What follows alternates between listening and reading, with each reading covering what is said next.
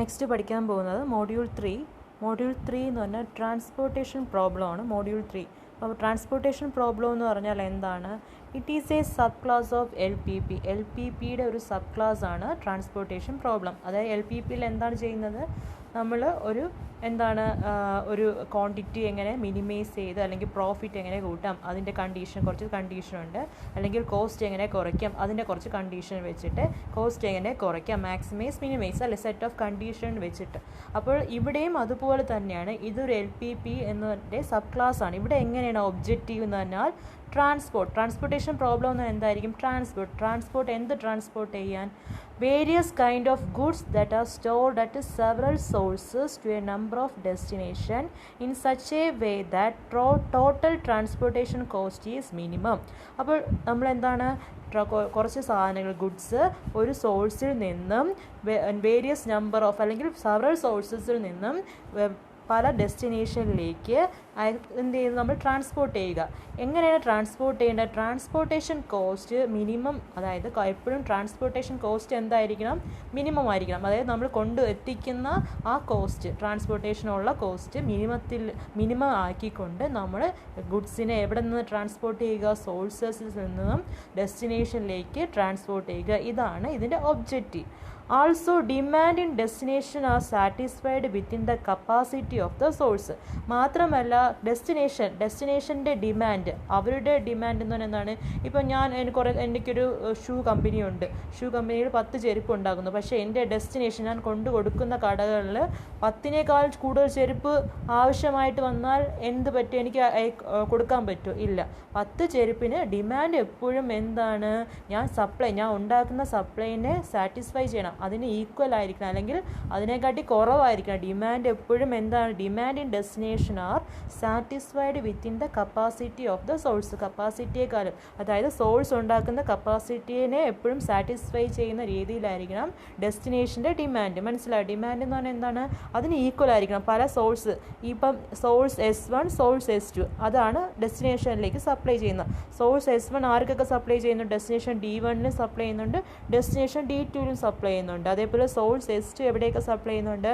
Destination D1ലും destination D2. അപ്പോൾ demand എപ്പോഴും ഈ ഡെസ്റ്റിനേഷൻ D1ലും D2ലെയും ഡിമാൻഡ് എപ്പോഴും S1ലെ S2ലെ സപ്ലൈക്ക് എന്തായിരിക്കണം? ഈക്വൽ ആയിരിക്കണം. അങ്ങനെ സാറ്റിസ്ഫൈ ചെയ്യുന്ന രീതിയിലായിരിക്കണം. മനസ്സിലായോ? അപ്പോൾ നെക്സ്റ്റ് എന്ന് പറഞ്ഞാൽ ഈ ട്രാൻസ്പോർട്ടേഷൻ പ്രോബ്ലംസിനുള്ള മെയിൻ എങ്ങനെയാണ് കണ്ടുപിടിക്കുന്നത് നോക്കിയേ. ഈ ഒരു മെട്രിക്സ് ആണ്. മെട്രിക്സിൽ എന്തൊക്കെ തന്നിട്ടുണ്ട് നമുക്കിവിടെ source S1, S2 etcetera to SM ഇവിടെ എന്താണ്? സോഴ്സാണ്. D1, D2, DN etcetera to DN എന്താണ്? ഡെസ്റ്റിനേഷനാണ്. ഇനി ഈ സോഴ്സിൻ്റെ കറസ്പോണ്ടിങ് സപ്ലൈ ആണ് ഇവിടെ കൊടുത്തിരിക്കുന്നത്. കണ്ടോ? സപ്ലൈ, അതായത് S1ൽ എത്ര സപ്ലൈ ചെയ്യുന്നുണ്ട്? A1. S2ൽ എത്ര സപ്ലൈ ചെയ്യുന്നുണ്ട്? A2. SM എത്ര സപ്ലൈ ചെയ്യുന്നുണ്ട്? അത് കപ്പാസിറ്റി, ഉണ്ടാക്കുന്ന ഗുഡ്സിൻ്റെ എണ്ണം, AM.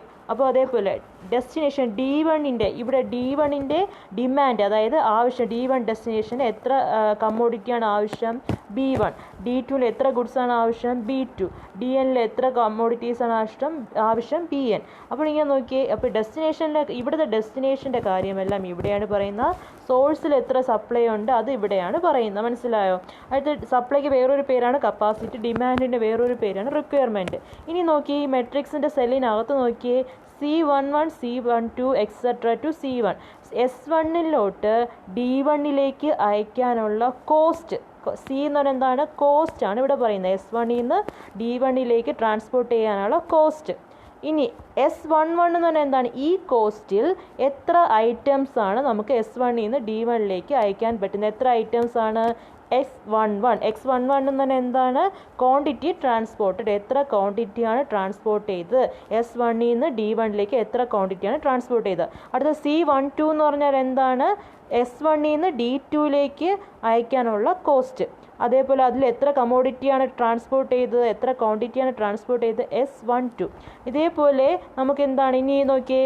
ഇത് C22 എന്ന് പറഞ്ഞാൽ എന്താണ്? C22 S2ൽ നിന്നും D2ലേക്ക് അയക്കാനുള്ള കോസ്റ്റ്, അതായത് ട്രാൻസ്പോർട്ട് ചെയ്യാനുള്ള കോസ്റ്റ്. ഇനി S22 എന്താണ്? S2ൽ നിന്ന് D2ലേക്ക് ഈ കോസ്റ്റിൽ എത്ര ക്വാണ്ടിറ്റിയാണ് അയക്കാൻ പറ്റുന്നത്? S22. മനസ്സിലായോ? അപ്പോൾ C22, C12, C11 എന്നൊക്കെ പറഞ്ഞാൽ കോസ്റ്റും, S22, S21, S11, S12, SM1 എന്ന് പറഞ്ഞാൽ എന്താണ്?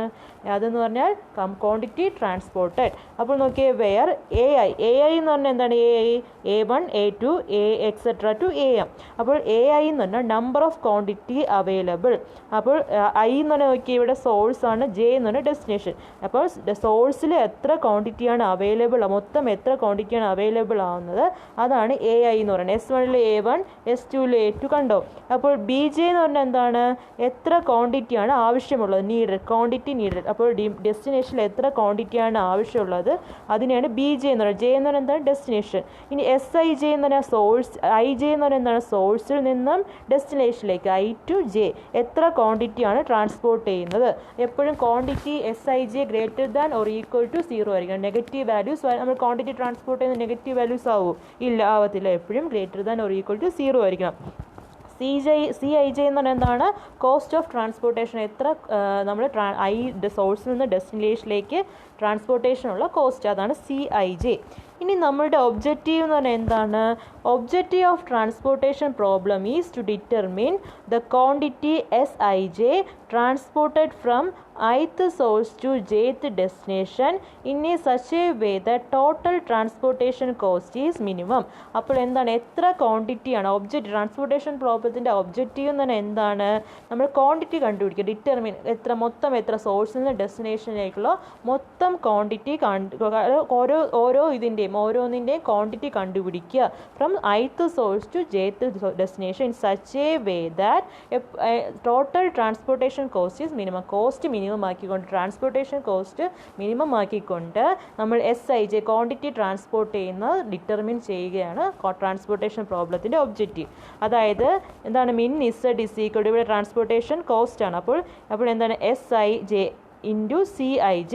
അപ്പോൾ എന്താണ്? ഓരോ സെല്ലിലെയും C11. അപ്പോൾ നോക്കിയേ, ഓരോ സെല്ലിലെയും C11, X11 plus CI2, S12, CIN, XIN, ഇങ്ങനെ ഓരോ സെല്ലിലെയും കൂട്ടി കിട്ടുന്നത് അവസാനത്തെ ട്രാൻസ്പോർട്ടേഷൻ കോസ്റ്റ് എന്തായിരിക്കണം?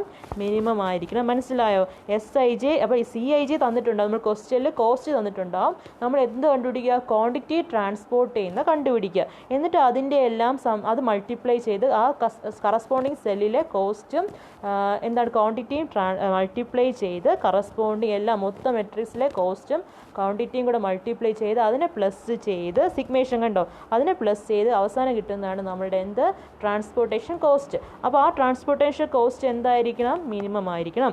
ഇനി 2 ടൈപ്സ് ഓഫ് ട്രാൻസ്പോർട്ടേഷൻ പ്രോബ്ലം ഉണ്ട്. 2 ടൈപ്സ് ട്രാൻസ്പോർട്ടേഷൻ പ്രോബ്ലം ഉണ്ട്. ഒന്ന് balanced transportation problem. Balanced transportation problem എന്താണ്? നമ്മൾ ട്രാൻസ്പോർട്ട് ചെയ്യുന്ന സോഴ്സ് ഉണ്ടാക്കുന്ന സപ്ലൈയും ഡെസ്റ്റിനേഷൻ ഡിമാൻഡ് ചെയ്യുന്നതും ഈക്വൽ ആയിരിക്കണം. മനസ്സിലായോ? ബാലൻസ്ഡ് എന്ന് പറഞ്ഞാൽ സോഴ്സിലുള്ള സപ്ലൈയും ഡെസ്റ്റിനേഷനിലുള്ള ഡിമാൻഡും ഈക്വൽ ആയിരിക്കണം. അതിനെയാണ് ബാലൻസ്ഡ് ട്രാൻസ്പോർട്ടേഷൻ പ്രോബ്ലം എന്ന് പറയുന്നത്. അതേപോലെ അൺബാലൻസ്ഡ് ട്രാൻസ്പോർട്ടേഷൻ പ്രോബ്ലം എന്ന് പറഞ്ഞാൽ എന്താണ്? സോഴ്സിലെ സപ്ലൈയും ഡെസ്റ്റിനേഷനിലെ ഡിമാൻഡും ഈക്വൽ അല്ലാതിരിക്കുന്ന അവസ്ഥയാണ് അൺബാലൻസ്ഡ് ട്രാൻസ്പോർട്ടേഷൻ പ്രോബ്ലം എന്ന് പറയുന്നത്. ഫോർ എക്സാമ്പിൾ നോക്കിയേ, ഇതിലെ ഡിമാൻഡ് സപ്ലൈ കൂട്ടി നോക്കിയേ, ഇതിലെ സപ്ലൈ സോഴ്സ് 1ലെ സപ്ലൈ 200, 800, 500 എത്രയായിരിക്കും? 1500 അല്ലേ? 1500. ഈ ഡിമാൻഡ് ഇത്രയും കൂട്ടി നോക്കിയേ, 400, 800, 1000. ഇതെന്താണ്? ഇത് ഈക്വൽ ആണോ? സപ്ലൈ ഡിമാൻഡ് മൊത്തം സപ്ലൈയും ഈക്വൽ ആണോ? അല്ല, ഇത് 1000 ആണ്. ഇവിടെ എന്താണ് കിട്ടുന്നത് നമുക്ക്? 1500. അപ്പോൾ ഇത് എന്താണ്? അൺബാലൻസ്ഡ് ട്രാൻസ്പോർട്ടേഷൻ പ്രോബ്ലം ആണ്. ഇനി ഈ സെല്ലിൽ തന്നിരിക്കുന്ന എന്തൊക്കെയാണ് നോക്കിയേ, ഈ സെല്ലിൽ തന്നിരിക്കുന്ന കോസ്റ്റ് ആണ് 2753. അതായത് 1ൽ നിന്നും ഈ 1, 2, 3 ഇതെന്താണ്? സോഴ്സ്. ABC destination. 1ൽ നിന്നും എയിലേക്കുള്ള കോസ്റ്റ് ആണ് തന്നിരിക്കുന്നത്. അതേപോലെ 2ൽ നിന്ന് ബിയിലേക്കുള്ള കോസ്റ്റ് 4. ഇനി 3ൽ നിന്നും സിയിലേക്കുള്ള കോസ്റ്റ് എന്താണ്? 7. ഇനി ഓരോന്നിലേക്കുള്ള കറസ്പോണ്ടിങ്ങുള്ള കോസ്റ്റ് ആണ് തന്നിരിക്കുന്നത്. ഇനി നമ്മൾ എന്ത് കണ്ടുപിടിക്കണം? ഇതിൽ നിന്ന് ക്വാണ്ടിറ്റി, ഓരോ സെല്ലിലെയും ക്വാണ്ടിറ്റി ട്രാൻസ്പോർട്ടിൽ കണ്ടുപിടിക്കണം.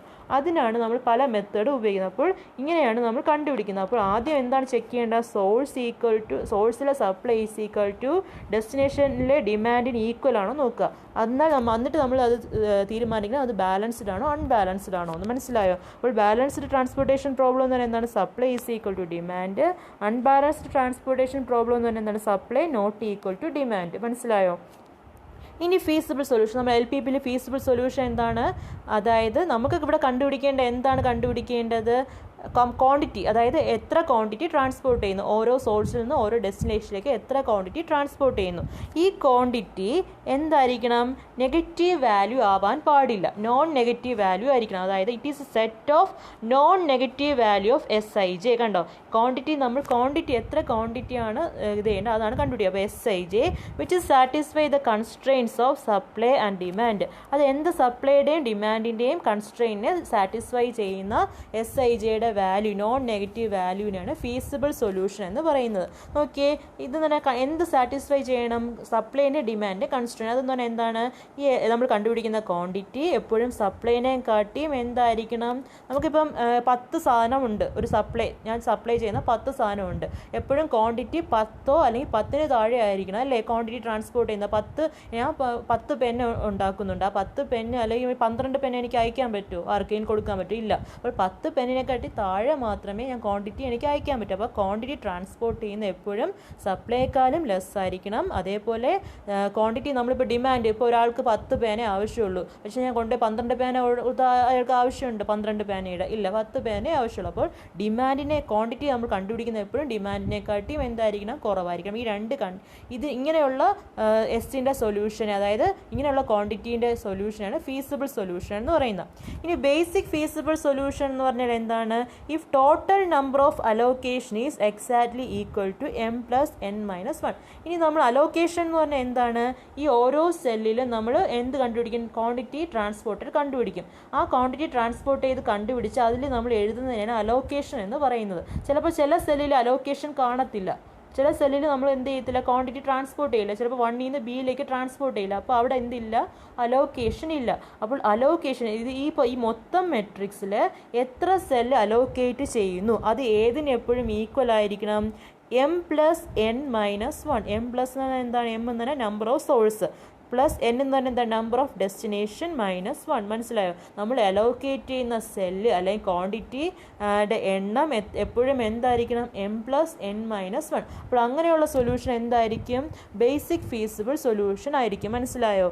അപ്പോൾ ഇത്രയും കാര്യങ്ങൾ, ഫീസിബിൾ സൊല്യൂഷൻ എന്താണെന്ന് പഠിച്ചു, ബേസിക് ഫീസിബിൾ സൊല്യൂഷൻ എന്താണെന്ന് പഠിച്ചു. ഇനി നെക്സ്റ്റ് എന്ന് പറഞ്ഞാൽ ഈ സൊല്യൂഷൻ, ട്രാൻസ്പോർട്ടേഷൻ പ്രോബ്ലത്തിൻ്റെ സൊല്യൂഷൻ കണ്ടുപിടിക്കാൻ 2 മെത്തേഡ് ഉണ്ട്, 2 സ്റ്റേജസിലൂടെയാണ് കടന്നു പോകുന്നത്. ട്രാൻസ്പോർട്ടേഷൻ പ്രോബ്ലം നമ്മൾ സൊല്യൂഷൻ കണ്ടുപിടിക്കുമ്പോൾ 2 സ്റ്റെപ്പിലൂടെയാണ് കണ്ടുപിടിക്കുന്നത്. അപ്പോൾ ഏതൊരു പ്രോബ്ലം തന്നാലും ഈ 2 സ്റ്റേജസിലൂടെ കടന്നു പോകണം. ഒന്ന് ഏത് സ്റ്റേജാണ്? Find the initial basic feasible solution. അതായത് ബേസിക് ഫീസിബിൾ സൊല്യൂഷൻ ആദ്യം കണ്ടുപിടിക്കുക, ഫീസിബിൾ സൊല്യൂഷൻ കണ്ടുപിടിക്കുക. ദെൻ എന്ത് ചെയ്യുക? ആ സൊല്യൂഷൻ ഒപ്റ്റിമൈസ് ആണോ എന്ന് ചെക്ക് ചെയ്യുക. Optimisation of initial basic feasible solution, അതായത് നമ്മൾ LPPയിൽ ചെയ്തതുപോലെ തന്നെയാണ്. ആദ്യം ബേസിക് ഫീസിബിൾ സൊല്യൂഷൻ കണ്ടുപിടിക്കുക, അത് എന്ത് ചെയ്യുക? Optimisation of initial basic feasible solution, ആ സൊല്യൂഷൻ ഒപ്റ്റിമൈസ് ആണോ എന്ന് ചെക്ക് ചെയ്യുക. അപ്പോൾ ഫസ്റ്റ് എന്താണ്? ഇനിഷ്യൽ ബേസിക് ഫീസിബിൾ സൊല്യൂഷൻ കണ്ടുപിടിക്കുന്നത്. അതിന് എങ്ങനെയാണ് കണ്ടുപിടിക്കുന്നത്? അപ്പോൾ find the initial basic feasible solution 2 method ഉണ്ട്. എന്താണ്? നോർത്ത് വെസ്റ്റ് കോർണർ റൂൾ മെത്തേഡും വോഗൽസ് അപ്രോക്സിമേഷൻ മെത്തേഡും ആണ് ഉള്ളത്. പിന്നെ UV മെത്തേഡ് ഉണ്ട്, അത് നമുക്ക് പഠിക്കാനില്ല. നമുക്ക് 2 മെത്തേഡേ ഉള്ളൂ, നോർത്ത് വെസ്റ്റ് കോർണർ റൂൾ മെത്തേഡും വോഗൽ അപ്രോക്സിമേഷൻ മെത്തേഡ് VAM. അപ്പോൾ ഈ 2 മെത്തേഡ് വെച്ചിട്ടാണ് നമ്മൾ എന്ത് കണ്ടുപിടിക്കുന്നത്? Initial basic feasible solution. ആദ്യ സ്റ്റേജ് മാത്രമേ ആയുള്ളൂ, ഇനി രണ്ടാമത്തെ സ്റ്റേജായ ഒപ്റ്റിമൈസേഷൻ ഉണ്ട്. അപ്പോൾ ഫസ്റ്റ് സ്റ്റേജിൽ നമ്മൾ 2 മെത്തേഡ് ഉപയോഗിക്കുന്നത്, നോർത്ത് വെസ്റ്റ് കോർണർ റൂൾ മെത്തേഡും വോഗൽസ് അപ്രോക്സിമേഷൻ മെത്തേഡും.